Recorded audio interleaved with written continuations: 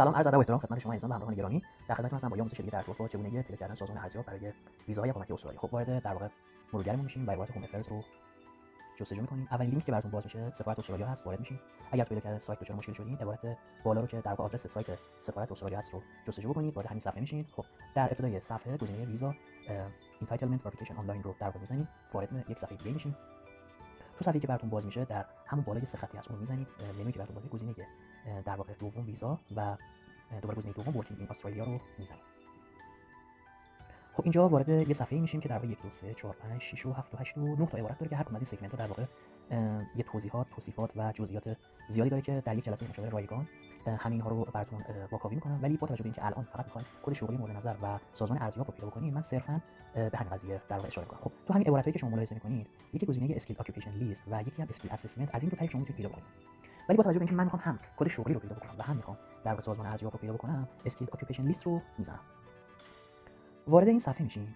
توی لیستی که برامون اومده چند تا در واقع ویزاهای مختلف آورده با کدهای مختلف که بعضی از اینها که شامل کد 189 و 190 هست میشه ویزای اقامت دائم. ویزای 491 ویزاهای در واقع موقتی هست که منجر به ویزای اقامتی دائم خواهد شد. 491 موقتی هست که منجر به ویزای اقامت دائم خواهد شد. خب ولی ویزاهای دیگه در واقع یا موقت هستن یا در واقع طبق چیزی که توضیح داده در واقع ویزاهای گونه‌های مختلف دیگه ویزا هستن. خب میایم پایین‌تر که در واقع اینم بهتون بگم که ما اکثرا با 189 190 و 491 کار داریم. ویزاهای دیگه در واقع اقامت دائم نیست. اقامت دائم رو ما کار داریم. 189 190 و 491 که در واقع منجر به اقامت دائم خواهد شد.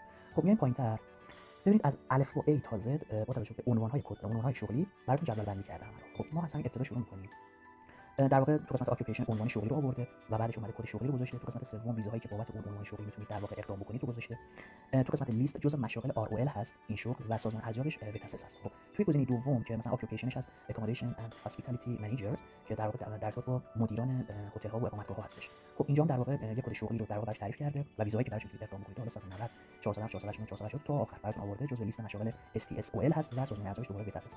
توی جدول سوم اکوپیشن رو مثلا عنوان شغلی اکانتنت و کد شغلی رو ملاحظه کنید. ویزایی که براش میتونید اقدام بکنید رو آورده. جزء لیست مشاغل ML TSSL هست و سازمان ارزیابش سه تا سازمان ارزیاب داره. خب اینجا با توجه به اینکه شما باید این مدرک تحصیلیتون جزء مدارک تحصیلی سکشن 1 محسوب میشه یا سکشن 2 و با توجه به اینکه ببینید مثلا کدوم یکی از سازمان‌های ارزیاب سختگیری بیشتری داره، کدوم یکی راحت‌تر میره. خب اینا یه سری مباحث جزئی هستش که در واقع وارد جزئیات میشه که من باید توی جلسه در واقع مشاوره بهتون اینها رو راهنمایی بدم. ولی در کل در نظر که الان برای مثلا رشته در واقع کد شغلی اکانتنت سه تا سازمان ارزیاب هست. خب باید مثلا شرایط رو در نظر بگیرید که از کدوم در واقع سازمان ارزیاب شما میتونید که ارزیابی مثبت رو دریافت کنید. خب به همین ترتیب تا آخر این جدول هست. خب ولی ما با توجه به اینکه می‌خوایم که توی در واقع پیدا کردن کد شغلی و سازمان ارزیابمون به سهولت انجام بشه، خب این بالا یه در واقع جستجوگری هست. خب شما هر فرض مثال حالا من باز اشاره کنم با توجه به اینکه رشته سیویل هست، من سیویل رو جستجو می‌کنم.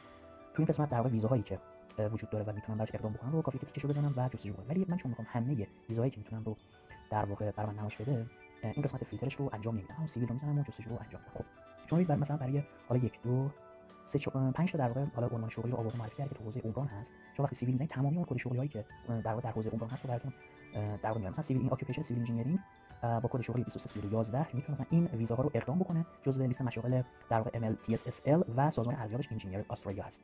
گزینه بعدی که در حوزه عمران هست سیویل انجینیرینگ درافت پرسن هست با کد شغلی 31 2211 و ویزایی که میتونه براش اقدام بکنه این ویزا هست. جزء لیست مشاغل ML TSSL و سازمان ارزیابی که میتونه براش اقدام بکنه دو تا سازمان هست، یکی انجینیرز استرالیا و دومی هم وتاسس هست. به همین ترتیب خب گزینه سوم مثلا سیویل انجینیرینگ تکنیشن هست که شما در واقع کد شغلی 31 2212 باز به همین ترتیب مشاهده می‌کنید که سازمان ارزیاب دوباره وتاسس هست و الی آخر. خب حالا مثلا ببخشید یه کد یه در واقع شغل دیگه مثلا سور این رو هم من جستجو کنم. خب سور یعنی که در واقع نقشه برداری. خب برای نقشه برداری مثلا شما همونطور که ملاحظه می‌کنید تو حوزه در واقع شغلی نقشه برداری چند تا مثلا 1 2 3 تا مثلا عنوان شغلی رو آورده. خب شما همونطور که ملاحظه می‌کنید architectural building and surveying technician خب که در واقع با کد شغلی 31 21 و این ویزاها میتونه براش اقدام بکنه. سازمان ارزیابش وتاسس هست. برای مثلا دوباره یه عنوان شغلی surveying or special science technician دوباره با کد شغلی 31 21 16 چند تا ویزا رو تعریف کرده که میتونه براش اقدام بکنه. سازمان ارزیاب دوباره وتاسس و برای عنوان شغلی سورویور یا نقشه بردار با کد شغلی 23 22 12 و در واقع ویزایی که میتونه براش اقدام بکنه و سازمان ارزیابش تریپل اس آی هست. جزء لیست مشاغل ML TSSL هست. خب همونطور که ملاحظه می‌کنید به همین راحتی شما میتونید کد شغلی، عنوان شغل و در واقع سازمان ارزیاب رو پیدا کنید. خب بعد از اینکه سازمان ارزیاب رو پیدا کردید وارد سایت هم سازمان میشید و تمامی ریکوایرمنت ها و مدارک و اسنادی رو که توی سایت بیان کرده رو آماده می‌کنید و برای در واقع اپلای اقدام می‌کنید. خب توضیحات و توصیفات ما تموم شد، در اینجا به پایان میرسه و چگونگی پیدا کردن در واقع سازمان ارزیاب، کد شغلی و عنوان شغلی به همین راحتی میتونید از همینجا پیدا کنید. امیدوارم که این آموزش مطمئن ثمر واقع شده باشه و مفید باشه براتون و تا اونجایی که تونسته باشم شما رو راهنمایی کرده باشم. ممنون از نگاه زیباتون. خدایا نگهدارتون.